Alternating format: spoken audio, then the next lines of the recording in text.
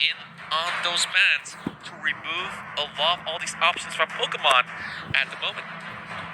Pokemon might go for another Harith. That could be the case, but Evos SG here, they're thinking about the next ban, and it's going to be Ling. Let's just say that they're acknowledging the fact that this could be a Yisun-Shin sighting. That's right, and there is that possibility for sure, but at the moment I'm just looking at, we're talking about mages here. It's definitely the interesting draft. It's good to see that the captain itself is having a good time, being very calm, level-headed, still having the time to smile it off. Yeah, I laugh it agree. off. So they're feeling great about this. So Like, if you're the team captain, you need to be the captain's the team's anchor. Like, Yeah. you need to be the rock that when everyone is just having a bad time, you're there to tell them that we should just fight this, we should just do this, and let's give our very best. okay, they're going in for the 1-1 ban, which is a smart thing to do because we've seen that double MM setup before coming from RRQ HOSHI. And I really wonder what's next on this list, because honestly they can also work with just the Yishun Shin for RRQ HOSHI, but for EVOS SG themselves, they need to go in for those picks, right? So I'm looking at certain things like the Harif, which can be a pick that they usually go for since the clock is already being banned away. So, what other options do they have? I mean, you don't want Pokemon to get the clog, so that's one thing. I think It's already being banned away. Yeah, I think Harith is going to be a good pick here for EVOS SG, just to give that certain amount of late game insurance, even if they did not get the Yisun Shin.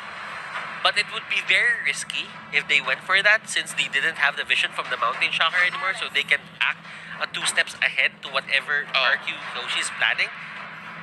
And they're planning to go at this very straightforward. They just want to fight. That's right. And it could be Potato. It could, the Harley could be the jungle hero. Very interesting double mage setup here. Like, of course, you're trying to match these two vampires apart, right?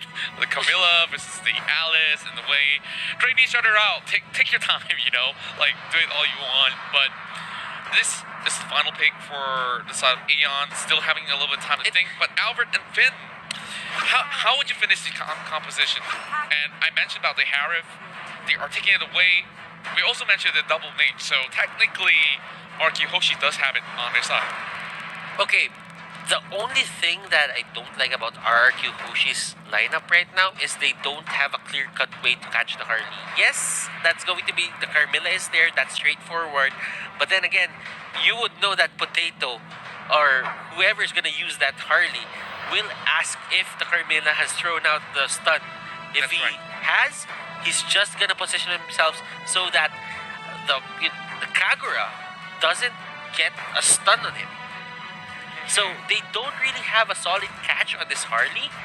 We could have gone for the Kaja more, but I think RQ Hoshi doesn't really put Kaja in high regard.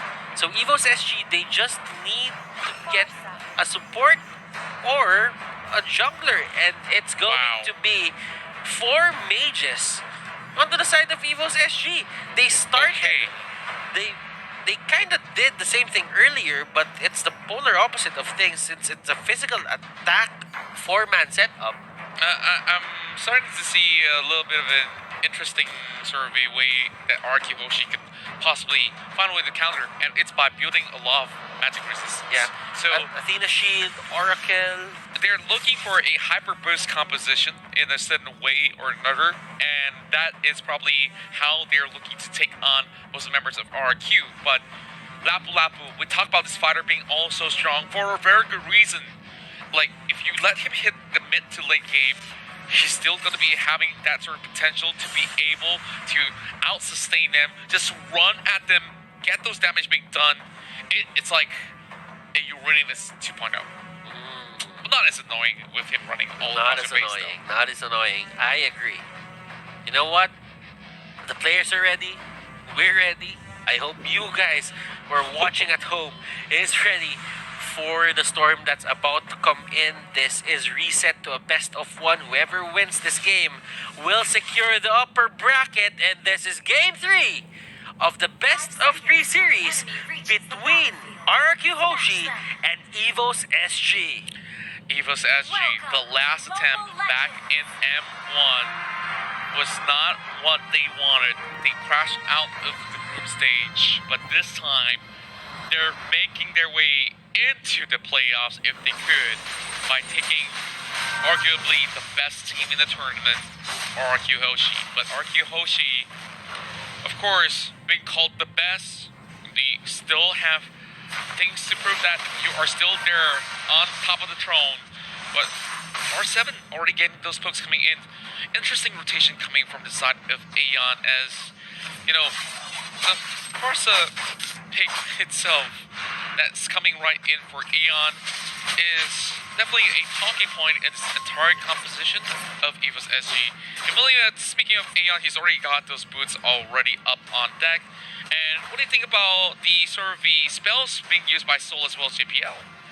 If Vengeance is a way to stop the damage output into the early stages of the game, I mean, they would be standing in front of the Carmilla, Lapu-Lapu, so just getting a bit of damage mitigated and throwing the damage back to these guys will be, let's say, a bit important in the coming fights into the early game. It could help them into the mid game and late game, but it depends on the tempo that they will set for the early game. And right now, look at this, JPL dealing so much damage on Psycho, and I think Psycho is just forced to go back. You can see that he immediately needs to pop the flicker right there. Like, didn't really expect the sort of burst that will be coming in that short span of time. Of course, early game, you just expect to see more moves being purchased. And coin in for the side of Albert to cash right in. Not enough to actually steal it away coming from the Alice. And just love the lands being brought out as Potato currently initiating on towards this turtle already. Kagura is currently at level 4. So speaking of level 4 fights, this is going to be a pretty tough fight for the side of Cycle to come right in, being at level 2 at the moment, so they have to give this turtle away. The first thing they've noticed is the turtle is gonna spawn near Soul. So when Soul got his level 4 ultimate, actually he's at level 5 right now, they just went for it. And they knew that if someone is gonna come from the side of RRQ Hoshi, they're gonna be zoned out by that Black Dragon form. And great usage of the ultimate, by the way. Yeah, like, it's a perfect setup. Like, there's no better way to actually put that apart. Like, RQ already understood that, okay, this is a no-go zone. So, might as well just give the first one. We still have many more opportunities out there. Little Wander now will still go in the hands of Evo, so a little bit of a slight lead amounting to a lot more. But, oh, the burst going out from Pokemon as he's used the Blood O to survive. He tries to go right back in to soak it a little bit more, but JPL has arrived to see. They managed to trade with R7 going down, and Finn as well. 2-for-1 trade in favor of Evo Singapore. I like evos SG's lineup in terms of punishing people. That Sylvana got the stun on the Kagura, and that led to Imperial Justice. And they went straight for that Harriet. They knew that Harriet didn't have any more Salmon Force. Didn't have anyone left in the tank. So that only means Soul and Lemon here is gonna have a back and forth. And right now, Soul is getting the upper hand in this lane, and they still get Harriet. He just respawned. Wow, pure magic. We didn't even see that one coming. Like, literally. So, yep, now 3-1. I really feel that this is actually giving too much of that surfy stuff over to the side of EVOS, but a dive coming from Lemon. They're still locking towards Aeon. He managed to escape with his wings. Flame shot coming out towards Lemon. Oh, that shot returned the favor. Soul secures that for 4 kills in EVO's side. Okay, so we all kind of know how Potato or Harley got his passive rework. For every hit, the magic resistance goes down. That's so right. It makes a lot of sense. If Potato is gonna rotate, then that only means that, well, let's check here for a bit. Potato is here. He does go for the hat trick. And right now, Zamaforce is in front of everyone, and they get forced back. That is the power of the feathered airstrike. That's right. And they proceed back to getting the turtle. A little bit of push and pull. Evo's so disciplined, knowing that they can actually force things out. Lemon now in the middle of these members, really distracting them away. They are giving out JPL and RRQ HOSHI will go right in, and they steal that turtle away alongside with another kill. JPL Soul being down, and this is going to be pretty much that opening for RRQ to come back up online. Remember that if evos SG commits a lot of the ultimates, RRQ HOSHI is gonna take advantage of the cooldowns that evos SG have. They have a lot of big teamfight ultimates, and big teamfight ultimates usually lead to like high cooldown. That's Black Dragon 4 has high cooldown. Aeon, as long as he doesn't have Feathered Airstrike, RRQ HOSHI is free to engage as much as they want.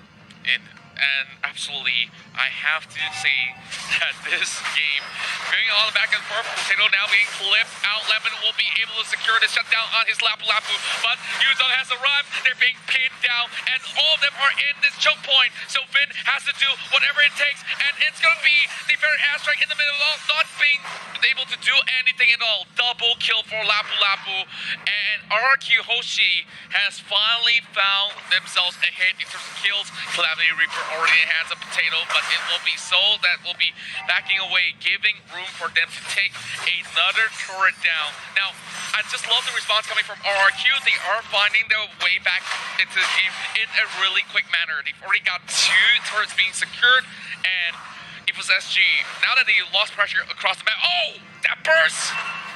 And Vin, he's gonna get caught out. Art 7 as well, and RRQ HOSHI here pushing their luck, overextending and overstaying in the enemy jungle. They get punished, and here comes Pokemon. You don't have Purify anymore. That's going to be Blood Oath, flowing blood, and all the disables possible to be thrown out here by evos SG.